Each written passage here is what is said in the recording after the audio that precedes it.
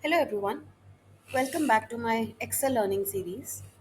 In today's video, we are going to learn about one of the very powerful function in Excel, which is called switch function. Now, we'll use it to create a grading system where student score will be converted into grades automatically. So, if a student gets uh, more than 90, so the student will get A grade. If student gets more than 80 but less than 90, the student grade will be B.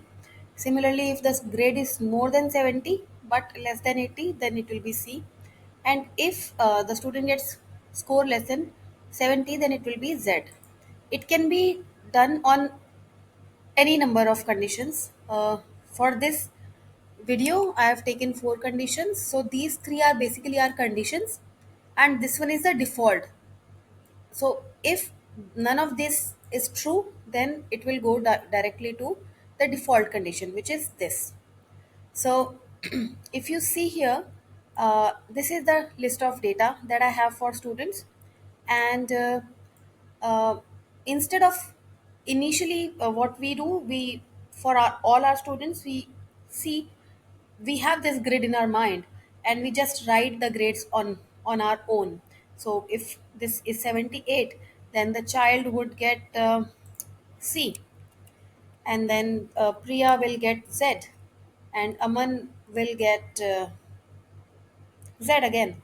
So we do this. However, it is very time consuming, especially if you have multiple students or you are teaching multiple sections. uh, it can be used by other professionals as well. So if you have a long list of things to do, long list of data, then it becomes a tedious task for you.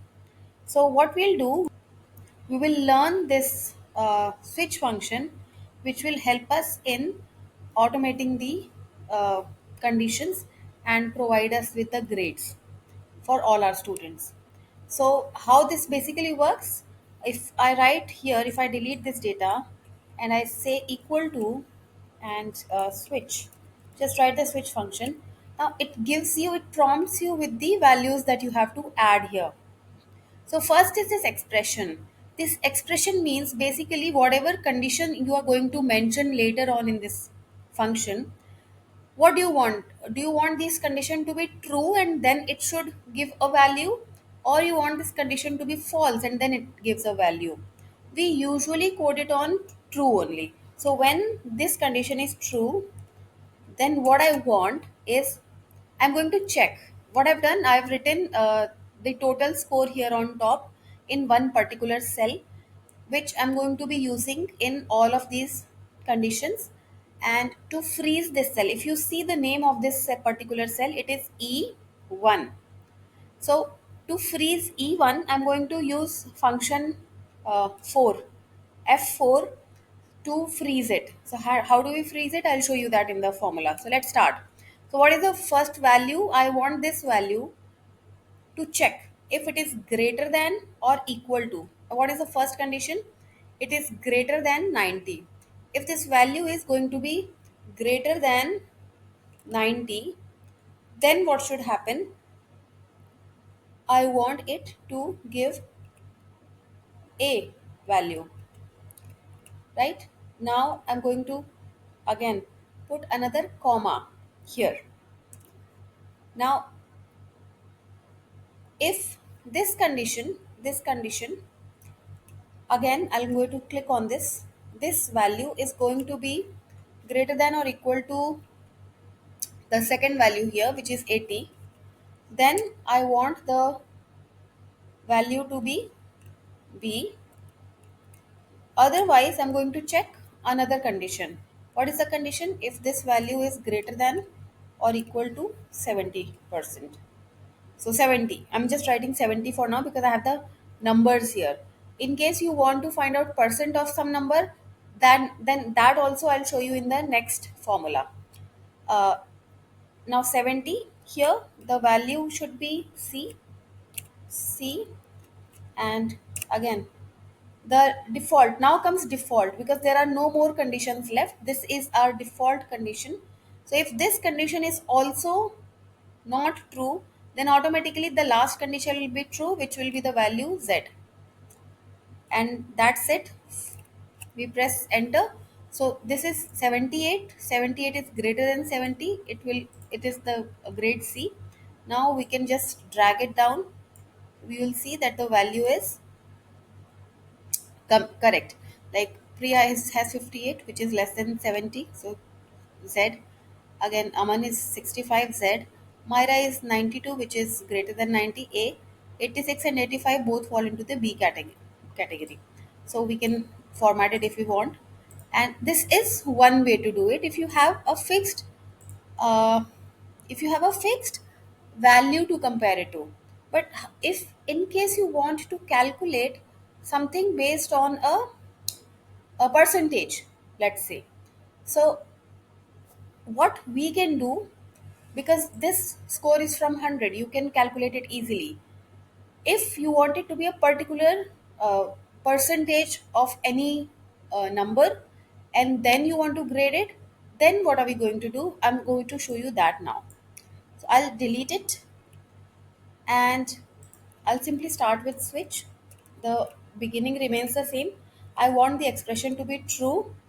And now what I want if this value is greater than or equal to this values, which is 100%, इसका 90%. Then what do I want? I want the value to be A. Now again, I'm going to click on this B2. I'm not able to see it, so I'll simply uh, type B2 myself. B2 is greater than or equal to, what is my second condition? This only, and multiplied by 80%. 80%. Okay. So what do I want the value to be? I want it to be B. So we'll put that in double quotes. Now the third condition. If again this value is greater than or equal to 70%. So this sells 70%. So what I want the value to be C.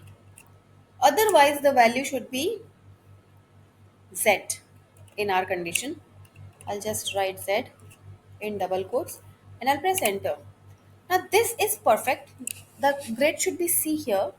However, when I'll drag it down, it will not give me the correct value. The reason for that is when we have a fixed, this 100 is fixed. This 100 is not appearing in all these cells. However, I'm using the reference of this 100 in my formula here. So the E1 which I'm using here is fixed. However, when if you compare it with the second cell, the E1 cell has changed to E2 because it is relative reference right now. It is taking relative reference to this cell. So what we do to fix this particular cell in our formula, like I told you in the beginning, we use F4 function.